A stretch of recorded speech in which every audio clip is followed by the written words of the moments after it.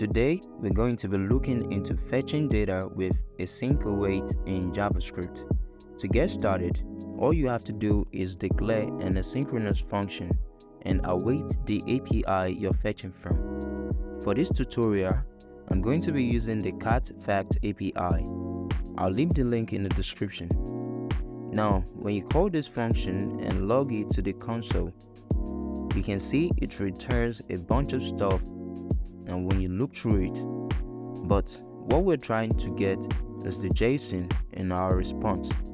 But to get our data, we will have to await our response and use the JSON method to turn it into an object that we can use in our code. Now when we run our code, we can see that it returns an object containing the fact and the length. Now this is going to be different for every other API that you're fetching from, say a weather API for example. And because this is so simple, we can just grab the fact by typing data.fact. And there you have it. We have successfully fetched data with Async Await function in JavaScript. But how do you handle errors when you eventually get errors from an API? The easiest way to go about this is using the try catch block. So we're just going to grab our code and put it in the try block. Then grab the parameter of error in the catch block.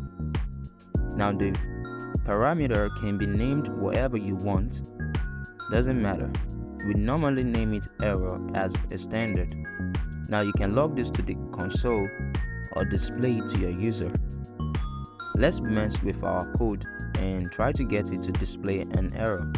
We can see it logs that to the console, but we can even go further by just getting the message there by using the dot message, and we can successfully display the error to the console. And that is how you fetch data with Async Await in JavaScript. If you would like to see me build a random fact website, do subscribe and turn on the notification to get notified when I drop the video. Thank you for watching. This is DevFlow.